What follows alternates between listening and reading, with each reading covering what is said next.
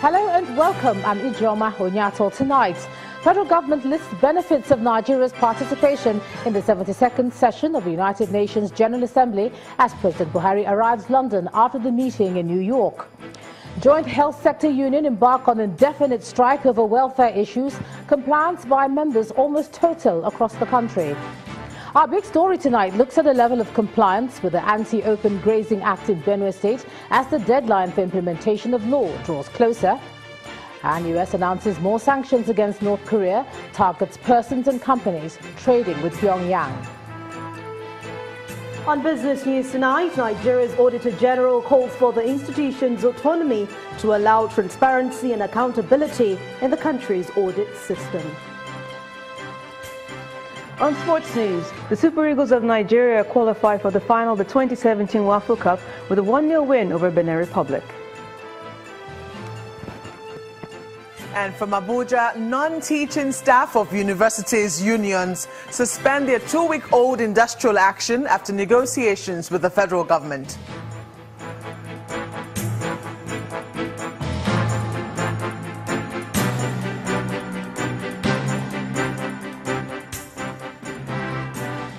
We begin in the United States, where the nation's delegation to the 72nd session of the United Nations General Assembly have been speaking on the benefits of Nigeria's participation at the global gathering.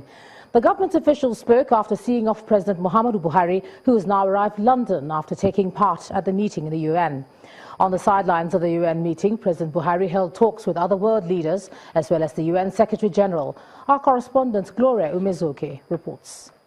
The United Nations Secretary General, Mr. Antonio Guterres, has met with President Muhammadu Buhari of Nigeria in bilateral talks, commending Nigeria for its efforts in the fight against Boko Haram and corruption. The UN Secretary General discussed efforts to restore the people of the Lake Chad Basin countries, as well as resuscitating the Lake Chad, which is drying up. You know, this is some cheering news for African leaders, because this project requires huge capital, which many countries have seen as a major concern. And of course, this cooperation is what is needed at this point in time. The two leaders equally exchanged views on the peace and security in Africa, as well as in particular discussing the political situation in Togo.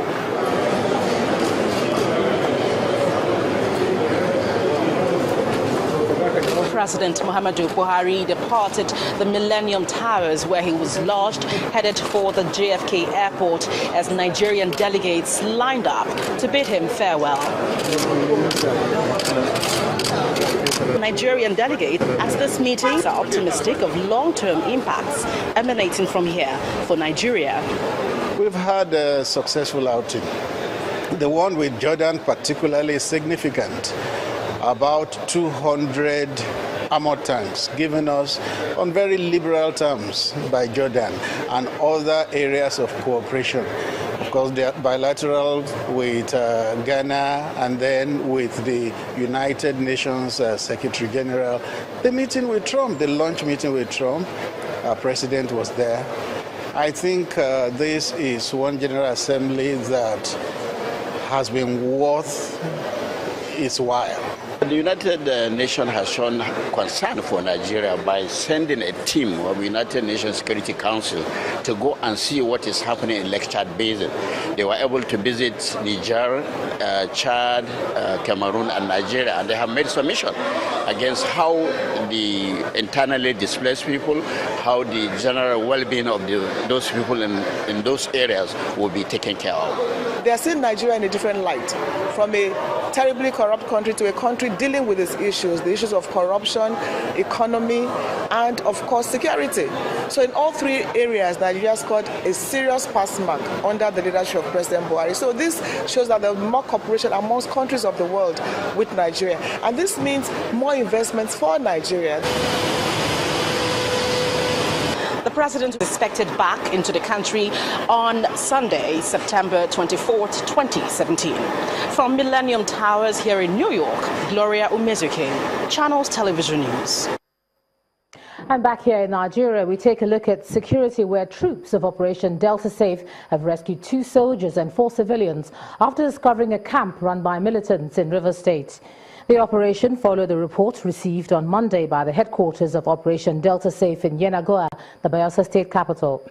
The coordinator of the Joint Media Campaign Center, Major Ibrahim Abdullahi, said the soldiers were on transit for banking services in Onelga, River State, before they were kidnapped by suspected militants. On getting the report, Major Abdullahi said troops immediately swung into action and discovered the militant camp with several shrines in the forest. End of quote.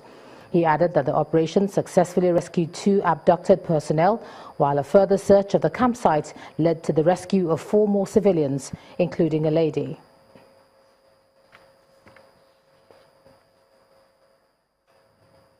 Now, the Comptroller General of Customs, Hamid Ali, has ordered that all cargoes coming through the ports and land borders will be thoroughly checked by customs. Mr. Ali gave this order while briefing journalists on the 470 pump-action rifles intercepted by customs at the Tinkan Island Port Command in Lagos. He also promised to intensify the fight against the current illegal arms syndicate.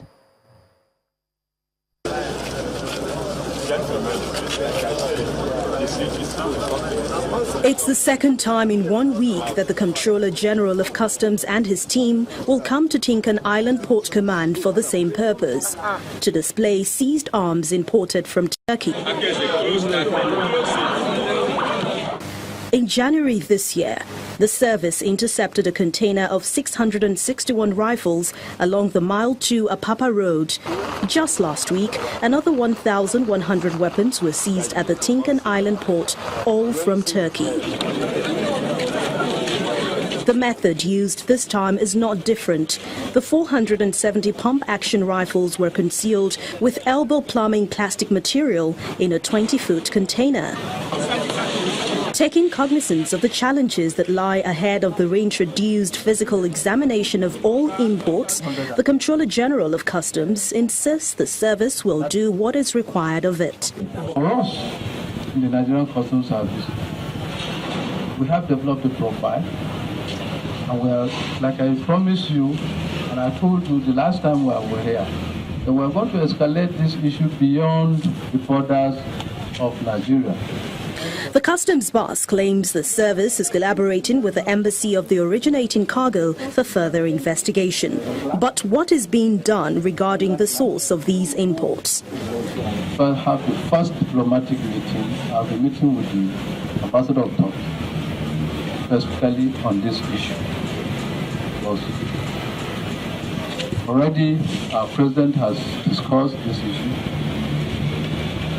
at an international forum. He has been mandated to sit with us and let us find the way forward. This latest discovery brings to 2,671 rifles seized within the Lagos zone in the last 8 months.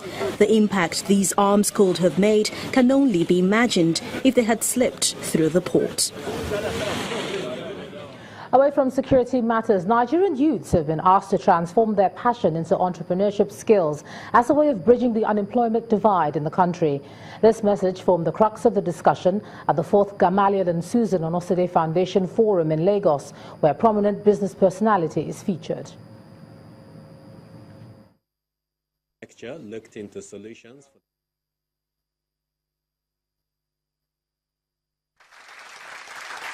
Gamaliel and Susan Onosode Foundation, a not-for-profit organization, was established to foster the success of the Nigerian child through innovative and flexible opportunities. The third edition of the lecture looked into solutions for the problem of the Nigerian educational system. But this year, organizers have chosen to examine how the Nigerian youth can be empowered through entrepreneurship. For education to play this role in Nigeria, it must be the type that prepares the student for self-employment, especially at a time like this when jobs from the government and organized private sector are in short supply. We're dealing with a man, remember, a man of excellence, Onosode, Gamaliel Onosode. And in anything you do, entrepreneurship, whatever you do, excellence is what you should achieve. The guest speaker, an events planning expert, Mrs. Yewande Zacchaeus, explains the needs to nurture entrepreneurship spirit with passion and mentoring. But I am resolutely against young people coming straight out of school and starting a business. I believe it is essential for one to have a period of working for an organization, no matter how short a period, to understand the importance of having a structured business. The discussants are thought leaders across various fields of entrepreneurship. Their advice to the youth is that of doggedness in business. Engage your parents, demand it. You are more educated than us, okay? You are more global than us, demand it. And you see the same parents will now start releasing that harshness, okay? And that's how new families will grow, because you are bound to be better than your parents. For me, passion is to business just like blood is to body. So without blood, of course, it means you are dead. We need to be able to move on from a certificate economy to a country where we're thinking about business model innovation. Arising from this lecture is the need for entrepreneurship mentoring, and the foundation looks to make this a reality. We can raise it to another level, do some exchange where some of these people can get more experience, because the Onosodes Foundation is to improve quality of education. We still have a lot of work in terms of fleshing out practical ways of identifying talented youth and the right mentors to partner with. The lecture ends with the presentation of Award of Excellence to a student, Ikeoluwa Abioye, as well as a school, Starfield, located in the Iju area of Lagos. To politics now, the National Caretaker Committee of the People's Democratic Party has come down hard on some of its prominent members. The party has announced the suspension of the Managing Director of Capital Oil and Gas Limited, Ifeanyi Ubah, over what it described as unfounded allegations against some party members and elders. It also referred the senator representing Ogun East, Buruji Kashamu, to its disciplinary committee over allegations of anti-party activities. In the same vein, the PDP also queried Senator Kashamu for his alleged involvement in some issues in the Ogun State chapter of the party. And the All Progressives Congress regional and nationwide consultations on restructuring ended in a rowdy session. Trouble started when the meeting was disrupted when hoodlums stormed the venue, attacking some members of the party.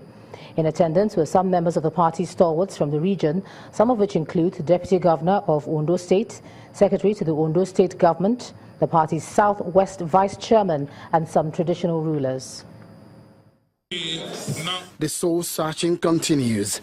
The ruling APC is still finding its own definition of the term restructuring. And so the zonal public consultation meeting of the APC on federalism hits the city of Akure, the Ondo State capital. The proceeding kicks off, perhaps as expected. But shortly, the peaceful proceedings soon got rowdy. From the rear of the room, disagreements get uncontrollable. And before long, the disagreement had turned violent.